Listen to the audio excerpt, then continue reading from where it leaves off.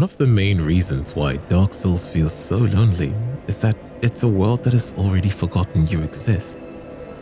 Most games try to make you feel like the center of the universe. Dark Souls reminds you that you are an afterthought in a story that ended long before you arrived. The atmosphere and the environment are a masterclass in atmospheric alienation. The world is built for gods, and you are merely a scavenger in the ruins. The presence of other players is felt only through flickering shadows and digital bloodstains. You are the person left to figure out your struggles and pave a way towards success. Even excluding yourself, the characters you meet here are destined for doom, and you watch them go hollow, one by one, until their silence is all that's left. The absence of music makes the environment feel more melancholy, and by the time you reach the end, you are the only one left to witness what has happened. It's not just about the difficulty of the bosses, it's about the crushing weight of the silence between them. All of these factors add up to make Dark Souls a truly lonely experience. But these are not the game's flaws. They are in fact an intentional design to make the player feel like so, and to understand more of this feeling. We will be going through and dissecting the anatomy of what creates this isolation. The loneliness of Dark Souls is rooted in the absurd, the conflict between the player's innate desire for order, meaning, and progress, and the world's silent, indifferent refusal to provide it. And this absurdity is strangely synonymous with Albert Camus' interpretation of the myth of Sisyphus. Camus tells the story of a man condemned by the gods to push a massive boulder up a hill for eternity, only for it to roll back down every time he nears the summit. In the eyes of the gods, this is the ultimate punishment, a life of futile, unceasing labor. However, Camus famously concludes that one must find Sisyphus happy because he finds meaning in the struggle itself. He owns his rock. He owns his hill. In Dark Souls, you are Sisyphus. The boulder is your progress. The hill is the game's crushing, uncompromising difficulty. But here's a layer of profound loneliness here that Camus didn't emphasize. At the heart of this struggle, there is loneliness. In the myth, Sisyphus is alone in the underworld. There are no companions, no spectators, and no one to sing his praises or lament his sorrows. There is only his shadow to remind him that he is still breathing in the most absurd of struggles. And the contrast here can be drawn by the bonfire, which is the mechanical heart of this absurdity in Lordran. Every time you rest, or every time you die, the world resets.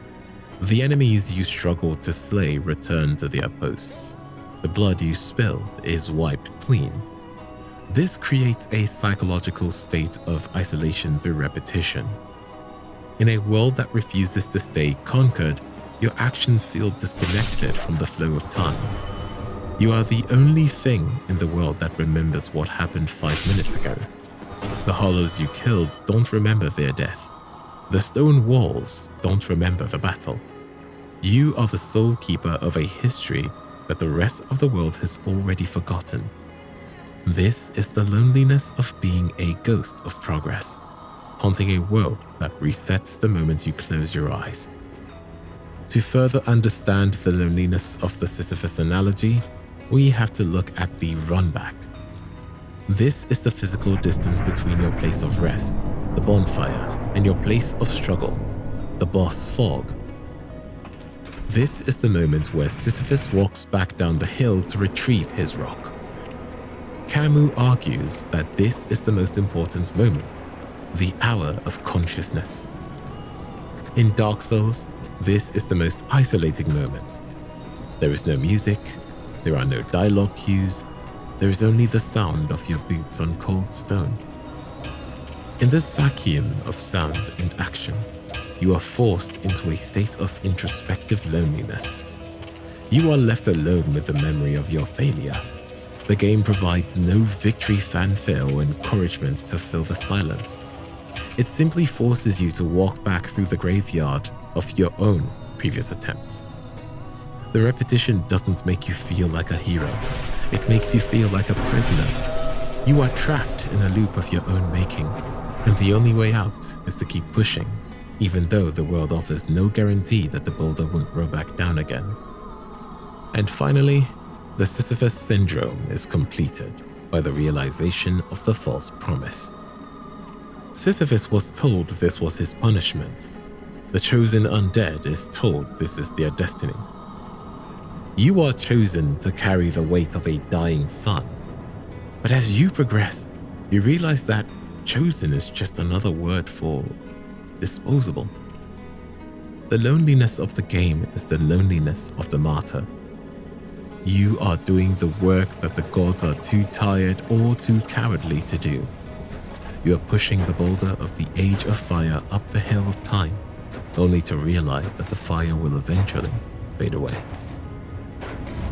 The struggle is everything. The summit is a lie. And in that realization, the player is left in the ultimate state of existential isolation. Standing at the top of the world, holding a burning rock, and realizing that the only thing that was ever real was the climb itself. But the weight of the boulder isn't just felt in the repetition of death. It is reinforced by the very ground we stand on. To understand why we feel so small in our struggle, we have to look at the ruins we inhabit.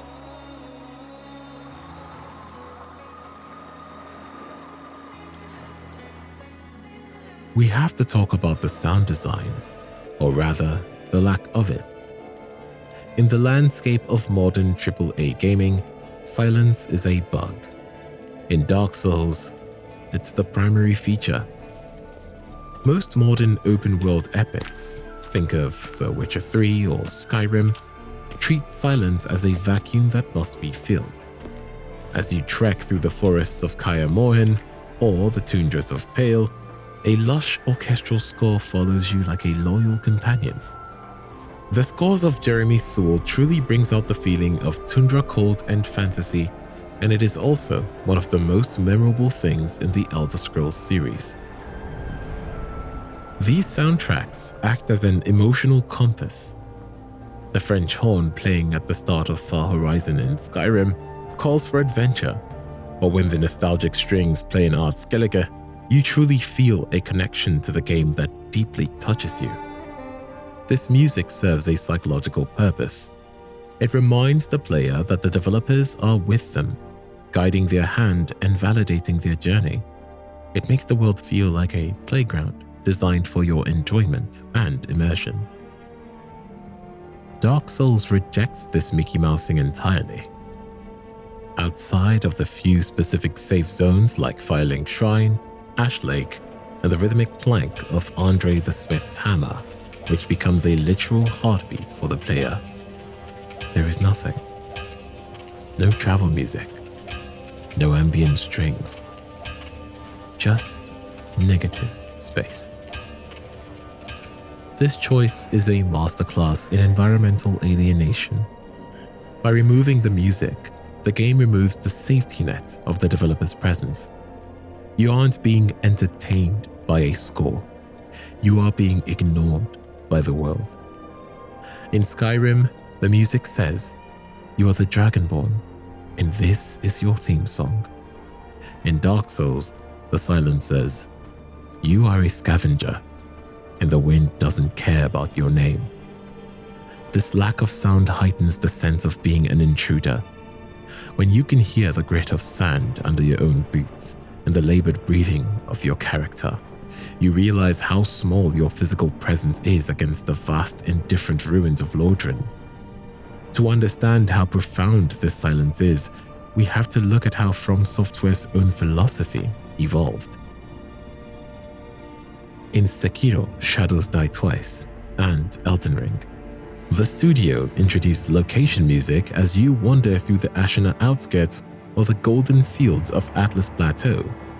there is a persistent, albeit subtle, ambient track. While these scores are beautiful, they fundamentally change the player's relationship with the world. In Elden Ring, the ambient music provides a sense of place and belonging. It makes the world feel active, even if it's dangerous. But in Dark Souls, the absence of the world theme creates a vacuum that is filled by your own anxiety. Because there is no music to drown out the environment, every sound becomes a threat. The clatter of a falling pot, the drag of a hollow's foot, the distant groan of a rusted gate. These aren't just sounds, they are reminders of your vulnerability. The silence reinforces the loneliness of the predator and the prey. In an open world with music, you are a traveler. In the silence of Lordran, you are a survivor. This auditory isolation makes the player feel trapped within their own head. Without a soundtrack to narrate your heroism, you are forced to confront the reality of your situation. You are a dead thing in a dead world, walking through a graveyard where the only thing that speaks is the wind. This sound design philosophy reaches its peak and its most depressing low during and after boss fights. In most games, killing a major boss is met with a victory fanfare. Think of the triumphant horns in Final Fantasy, da-da-da-da-da-da-da-da, or the soaring orchestral peak in God of War. I'm not repeating this one. These sounds are meant to validate your struggle. They tell you, you did it, you saved the day. In Dark Souls, the music is reserved exclusively for these moments of high-stakes conflict. The boss themes, like the haunting choir of the Twin Princes or the tragic strings of Sif, are the only times the world feels alive with emotion. But the moments the killing blow is dealt, the bombastic music cuts out instantly. There is no victory fanfare. There is no celebratory jingle. Just a sudden, jarring return of the silence. See what I did there? This creates a psychological come-down effect. 1 second, you are engaged in a legendary struggle against a god. The next, you are standing over a pile of ash in a cold, empty room. The silence that follows a boss fight is the loneliest sound in the game. It reminds you that while you won the fight, the world is still empty. Your victory didn't save Lordran. It didn't bring back the music. It just cleared a path to the next lonely corridor. Finally, we look at how this silence forces a confrontation with the self. In games like The Witcher 3, Geralt is constantly talking to himself or his horse. He provides a narrative layer that fills the gaps. Storm, damn it, he says. Winds howling. This dialogue prevents the player from ever feeling truly alone, because they are always with Geralt. The chosen undead is silent. You are silent. The world is silent. You never feel that connection with the player you are controlling. It's just a random undead. You are fighting to link the fire once again in this dying world. This absolute lack of human-centric noise forces the player into a state of introspective loneliness. Without the distraction of a soundtrack, you are left alone with your thoughts, your failures, the crushing scale of the world. It's the same feeling one gets when standing in the middle of a desert at night. You realize that the world has a voice, but it isn't speaking to you. It's just existing. Dark Souls uses its sound and its silence to tell you that you are a footnote. The music only plays when something significant is happening, like your death sound effect or boss fights, because those are the only times you are interesting enough for the world to notice. The rest of the time, you are just quiet, a quiet shadow, walking through a silent ruin, heard by no one. At its core, Dark Souls is a game about the end of the world, but it's not the explosive Michael Bay apocalypse we are used to in cinema or in other games. There are no falling meteors, no screaming crowds, no dramatic final stand against an alien invasion. Instead, Dark Souls presents us with the slow, cold, entropic end of the world. In physics, entropy is the inevitable decline into disorder. It is the heat death of the universe, where energy becomes so spread out that life is no longer possible. Lordran is in the final stages of this heat death. This is why the game feels so much lonelier than a game like Fallout or The Last of Us. In those post-apocalyptic settings, there is a sense of after. There is a struggle to rebuild, to find a cure, to protect a community. There is still a we. In Dark Souls, there is only I. The world isn't just broken, it's exhausted. It has run out of the energy required to even care that it is dying. This creates a specific type of existential loneliness, the feeling of being the last person awake at a party that ended hours ago, wandering through the debris while everyone else has either left or passed out. The game constantly refers to you as the chosen undead. In any other RPG, be it Dragon Age or Fable, being the chosen one is a badge of honor. It means the world is cheering for you. It means destiny has a seat at the table for you. In Dark Souls, chosen is synonymous with sacrificial lamb. You are chosen to carry the weight of a dying sun on your back. You are chosen to trek through filth and madness so that the gods who have already abandoned their post can have a few more years of comfort. This is the loneliness of unwanted responsibility. It's the feeling of a child being forced to fix a marriage they didn't break. You are a scavenger being told you are a king, only to realize the kingdom is a hollowed-out shell. This deconstruction of the hero's journey is what makes the isolation so biting. In Sekiro, you are motivated by loyalty to your master. In Bloodborne, you are driven by a hunter's instinct. In Dark Souls, you are driven by a lie. And realizing that you are the only one left to believe that lie is a profound moment of existential isolation. Everything culminates in the final choice at the kiln of the first flame. This is the most solitary moment in the history of the medium. You have two choices, and both are defined by absolute loneliness. Choice A, to link the fire.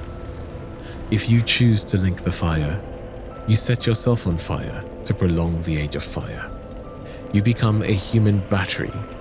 The visual is horrifying. Your character is consumed by flames in a small, cramped room at the bottom of the world. The loneliness here is the loneliness of the martyr.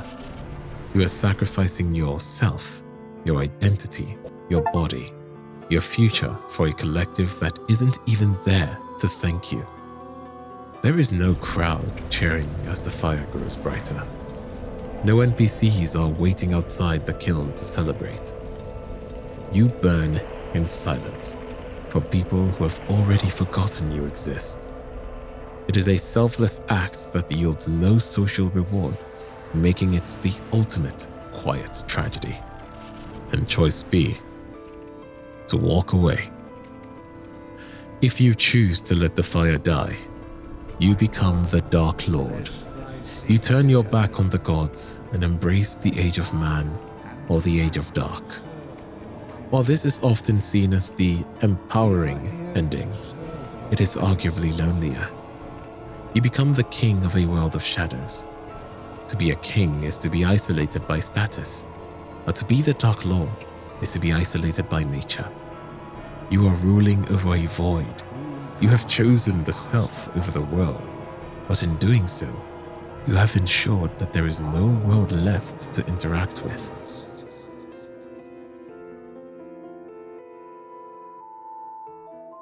In games like Skyrim and The Witcher, the world is built around the protagonist. But that's not the case in Dark Souls. The world feels like it's just the way it is, and you are the one who is constantly trying to adapt to it. Take, for example, the architecture in most games. The doorways are player-sized, chests are at waist height. The world feels like a stage built for your performance. In Lordran, you are an intruder in a city built for giants. Think of Anor Londo. When you first arrive, the scale is breathtaking, but it's also deeply alienating. This isn't just big for the sake of being cool. It's a literal representation of what divine scale is. In the real world, Gothic cathedrals were designed to make the worshipper feel small, a speck in the eye of God, contrastingly in Anor Londo. The hallways are grand and massive. The doors are huge. The humanoid enemies, like the giant knights and silver knights, are way bigger than you. You are a small, fragile thing navigating a mausoleum of titans.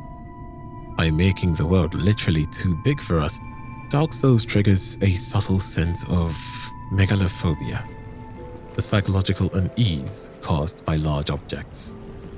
This deeply triggers a sense of alienation that you don't belong here in this city of gods.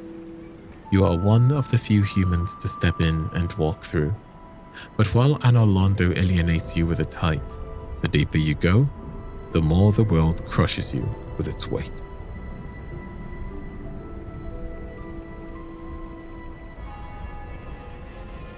If the architecture of the surface makes you feel small, the journey downwards makes you feel abandoned. It begins at Firelink Shrine, the only place in the game that feels like home. It has music, a few NPCs, and a view of the sky. But to progress, you must leave. In most From Software games, the hub is a place you return to frequently to restock and progress through NPC quest lines. Fast travel is an option that is available from the start of the game, making you travel to any other locations you have completed prior. But in the first half of Dark Souls, there is no fast travel up until the second half. After you begin your journey from the Firelink Shrine, the player experiences a case of no return.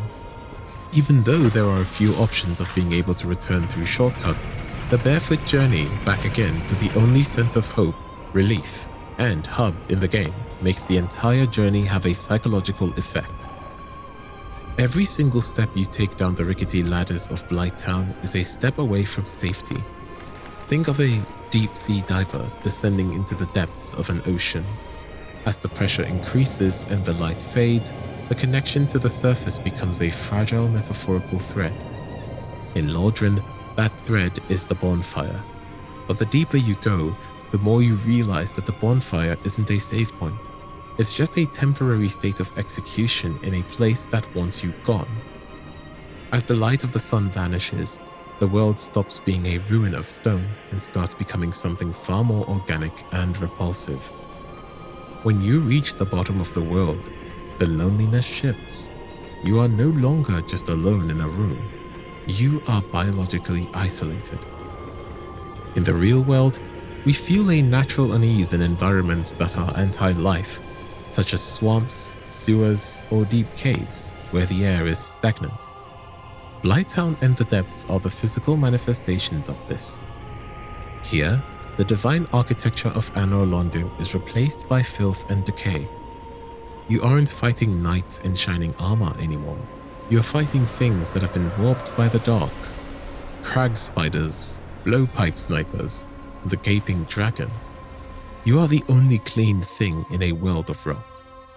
In Elden Ring, even the most corrupted areas like Caelid have a sense of grandeur. But Dark Souls makes the bottom of the world like a trash heap that you are often left alone in, and everything is dangerous and filthy. It tells you that this is where the world's refuse ends up, and by being here, you are part of that refuse. You aren't a hero on a quest. You are a piece of debris that fell through the cracks.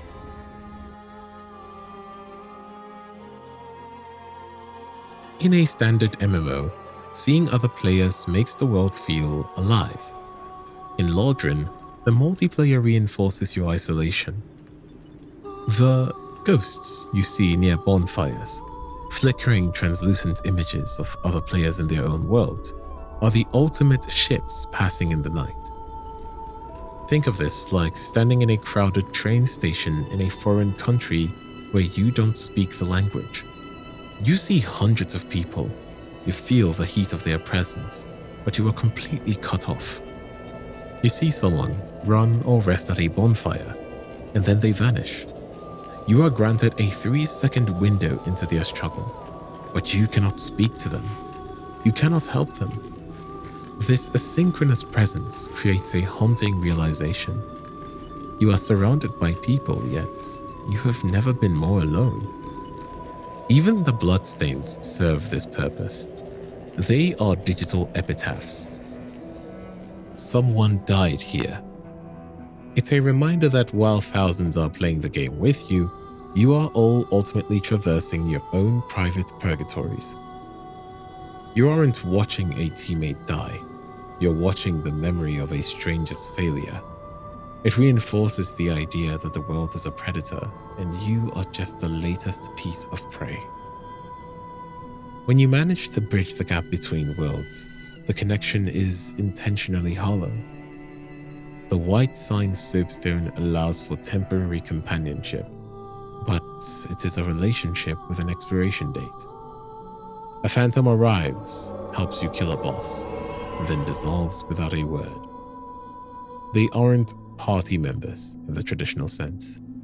They are fleeting spirits, because there is no way to talk to them. You never learn their name, their story, or their motivations. The interaction is ritualistic and silent, relying on vague gestures. By the time they fade away, the silence that follows feels twice as heavy as it did before they arrived. This fleeting nature is even built into the items of hostility. The item description of the Red Eye Orb reads, "Online play item. Invade another world." In other games, PvP is often a competitive sport or a ladder climb. In Dark Souls, invading feels like a desperate, jagged attempt at communion. There is no dialogue, there is no negotiation. Even the most social act of an invader, the mocking gesture, is a scream into the void. You have disrupted someone else's journey just to feel a spark of connection, yet the game immediately pulls you back into your own isolation. Hostility is a poor substitute for contact. Return to your world with a humanity point, or an increase in the number of souls. But these are just numbers. They cannot fill the silence that returns the moment the loading screen ends. The most tragic item in this multiplayer of shadows might be the dried finger. Its mechanical function is to reset the invasion timer, allowing for more frequent multiplayer interactions. But in the world of Dark Souls, reaching out for more connection doesn't make the world safer. It invites more tragedy. Even when you try to leave a mark on the world for others, the game restricts your voice.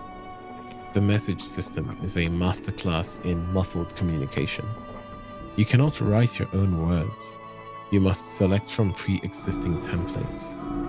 This creates a world of shared phrases, a collective vocabulary of the damned. When you find a message, you have no idea who wrote it or if they are even still alive in their game cycle. You also get the feeling that due to the limited templates and options in the game, the other players might be trying to convey a different message altogether.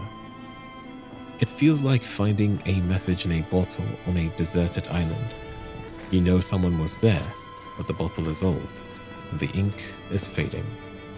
You are communicating through a filter that strips away your individuality. You aren't special. You are just another undead, repeating the same tired warnings. This limitation prevents true intimacy, keeping every player at arm's length. Normally, covenants or groups are designed as communities with interactions and social gatherings. But in Dark Souls, it's something else. Take the Sunlight Covenant, for example. It's a covenant that involves cooperation, yet by the time you arrive, it is already fading into myth. The altar is broken, the god is gone. Joining a covenant in Dark Souls isn't like joining a guild in World of Warcraft. It's like joining a secret society that went extinct a century ago. You belong to something that is already dying. And even if you consider the interactions, they boil down to being summoned to play through an area of the game.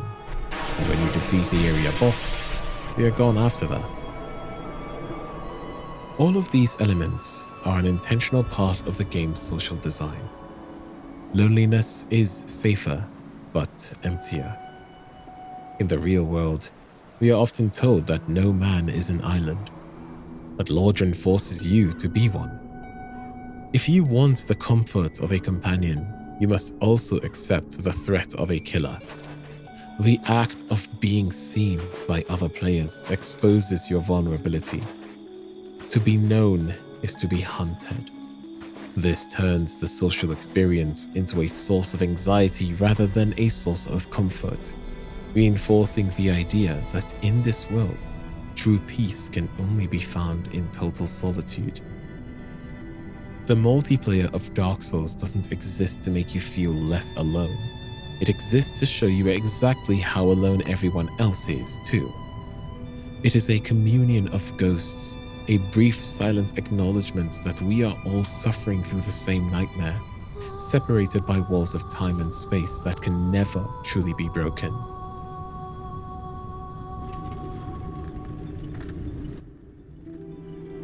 At the center of this solitude is the concept of humanity. The item description of the humanity item reads, "This black sprite is called humanity, but little is known about its true nature. If the soul is the source of all life, then what distinguishes the humanity we hold within ourselves?" The game describes it as the source of all life, meaning that from a lore perspective, it's the entity that defies that we are humans and rational beings. But this concept expands mechanically too, as it is the only thing that allows for connection. You need it to reverse your hollowing, to kindle bonfires for others, and to summon help. The irony is crushing. To not be alone, you must consume a fragment of darkness that is rare, fragile, and easily lost upon death. In the real world, we often say that man is a social animal. In Dark Souls, this is a literal requirement. Without humanity, you become hollow. Hollowing is loneliness becoming physical. It is the ontological manifestation of being alone for too long. When you lose your purpose and your connections, you don't just feel sad. You lose your mind, your memory, and eventually, your form. It is a terrifying mirror to real-world isolation, where long-term solitude can lead to the literal degradation of cognitive function. In Lordran, if no one is there to look at you, you eventually stop existing as a person. And besides that, one of the founding pillars of this isolation is the NPCs of Dark Souls. They are some of the loneliest figures in fiction. In most RPGs, NPCs are quest givers or shopkeepers. In Dark Souls, they are survivors on the brink of insanity. Almost every character arc in the game follows a downward trajectory toward hollowing. Hollowing is the lore's most potent metaphor for the loss of self.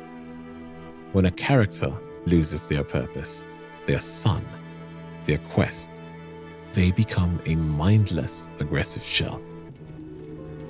Think about the crestfallen warrior, a cynical and largely indifferent person who considers their efforts to be a lost cause, citing giving up and going hollow as better alternatives.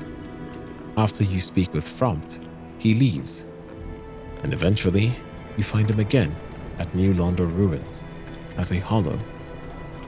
You are forced to kill the person with whom you first interacted in Lordran. Another example is Laurentius of the Great Swamp. He treats you as a true friend, but Dark Souls teaches us that growth can be a form of abandonment. If you share your advanced knowledge with him about Quailana, he tries to follow in your footsteps to Blighttown, where she is said to be located. But he isn't the chosen undead. He gets lost. He goes hollow. You didn't betray him maliciously. You simply outgrew him. In the pursuit of your own light, you left your friend in the dark. And this pattern is seen across many NPCs. They arrive in Lortrin. They spend temporary time and objectives with the undead, and in the end, they either go mad or go hollow. This happens over and over. Solaire if you don't save him, Big Hat Logan, and so on. The game systematically removes your support system. By the end of the game, Firelink Shrine, once a hub of safety, is often empty. The place feels empty. The music feels lonelier than ever. The fire doesn't feel warm enough, and the friends you made are either dead or have forgotten who they were. The loneliness isn't just about being alone. It's about the process of becoming alone.